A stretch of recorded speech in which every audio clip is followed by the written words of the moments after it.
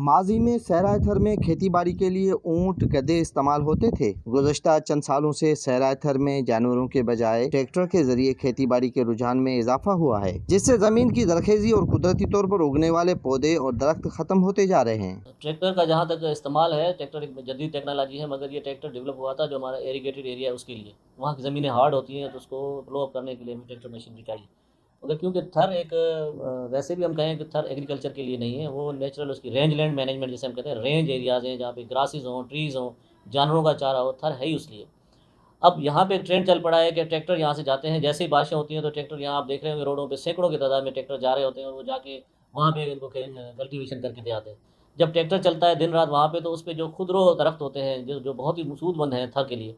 वो उस ट्रैक्टर की नज़र जाते हैं और जड़ से उखड़ जाते हैं। और फिर क्रॉप जो है वो, या तो अगर अच्छी अच्छी बारिशें हों तो भी 3 महीने में वो हार्वेस्ट हो जाती है, अगर वो बारिशें ना हो तो क्रॉप वहीं ख़त्म हो जाती है। मगर इसका जो नेगेटिव जो माइनस इफेक्ट वो ये पड़ता है कि वो जो खुदरू पौधे थे, दरख्त थे, जो खुद बारिशों से उगे थे, वो जड़ से उखड़ जाते हैं, जिसकी वजह से वो घास, वो दरख्त जो जिसकी एक थर को ज़रूरत है, जो इन्वायरमेंट पे इफेक्ट डाल सकते हैं, वो चीज़ें हमारी नापीद होती जा रही हैं। दूसरा अलमिया ये है कि एक तो ये ट्रैक्टर का इस्तेमाल, फिर जब हालात जो कहत साली वाले आते हैं तो फिर यहाँ जो हमारे कम्युनिटी वाले हैं वो इस लकड़ियों को काटते हैं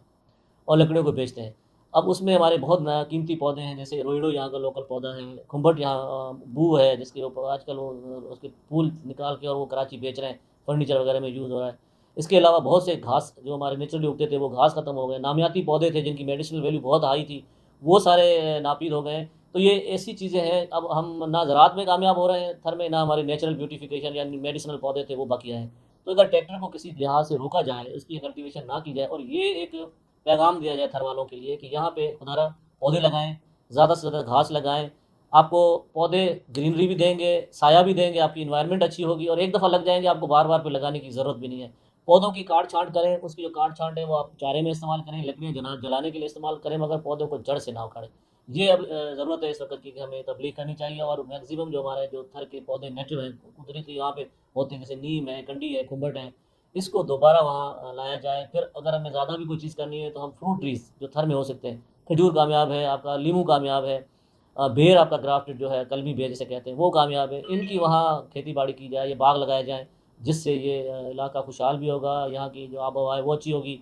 और उन दरख्तों के नीचे फिर चारा लगाया जाए साए में, ताकि गर्मियों में वो चारा ज़्यादा दिन तक रहे और वो चारा जानवरों को खिलाया जाए और ये थर को उसी खूबसूरत शक्ल में ले जाएँ जो आज से 20-25 साल थर की थी। और फिर हमें ज़्यादा फोकस जो थर का करना चाहिए वो माल मवेशियों के ऊपर करना चाहिए। यहाँ की जो माल मवेशी की नस्लें हैं वो अच्छी की जाएँ, मिक्स ब्रीड हो गई हैं, दूध कम आता है, उनकी परवरिश करें तो कुर्बानी के लिए वो जानवर अच्छे नहीं होते, तो अच्छी ब्रीड जो है इसकी वो यहाँ लाई जाए और डेयरी फार्मिंग को इम्प्रूव किया जाए। अब आप यहाँ पे रोड नेटवर्क अच्छा है, आपके तालका लेवल तक रोड है, यहाँ पे डेयरी फार्म किए जाएँ और इन फार्मर्स को वहाँ उधर थोड़ा सा डाइवर्ट किया जाए, ताकि जानवरों की नकल मकानी भी ना हो, वो साल साल यहाँ रहें और यहाँ के लोग जो है ज़्यादा अच्छे तरीके से मुनाफा कमा सकें। थर में पानी और ज़राअत पर काम करने वाले गैर सरकारी इदारे तो पहले भी थर में ट्रैक्टर के इस्तेमाल को रोकने के लिए आवाज़ बुलंद करते रहे हैं, मगर उनकी आवाज़ सुनी नहीं गई। थर जो है वो दुनिया के उन शहरों में से है जो इंसानी और जानवरों की आबादी के हवाले से गुलजान आबादी वाला इलाका कहा जाता है। और यहाँ की जो फसल है या दरख्त हैं या पौधे हैं, उनका जो ज़िंदा रहना है, उसका पानी का सोर्स है वो बारिश है।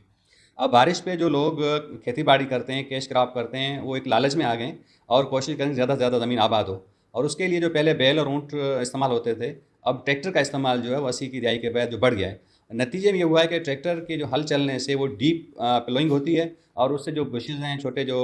पौधे हैं, जो बड़े दरख्त भी हैं वो स्लो ग्रोइंग है ना, तो वो सारे जड़ों से उखड़ जाते हैं। नतीजे में जो ज़मीन की पैदावारी सलाहियत है उसके ख़त्म होने का न सिर्फ खदशा है, बल्कि माहौलियाती तौर पे बड़ा जो है वो डिज़ास्टर की एक निशानी भी है। तो हम मुतालबा करते हैं कि यकसर ट्रैक्टर से आबादी करने की जो प्रैक्टिस है उसके पे बैन लगाया जाए और जो आबादगार हैं उनको एजुकेट किया जाए है एग्रीकल्चर डिपार्टमेंट की तरफ से, ताकि वो रिवायती जो ऊँट और बैल से काश्त करते थे, जो एनवायरनमेंट फ्रेंडली है और लोकल जो ज़रूरत है उसी हिसाब से उसको कंटिन्यू करें। इस साल भी महकमा मौसमियात ने जैसे ही मानसून की बारिशों की पेशन गोई की तो सैकड़ों की तादाद में ट्रैक्टरों ने बैराजी इलाकों से थर पहुंचकर खेती बाड़ी शुरू कर दी है। थर में तहकीक करने वाले सरकारी व गैर सरकारी इदारों का मुतालबा है कि थर में ट्रैक्टर से खेती बाड़ी पर पाबंदी आयद की जाए। ABRE sir, VNS, Umarkot.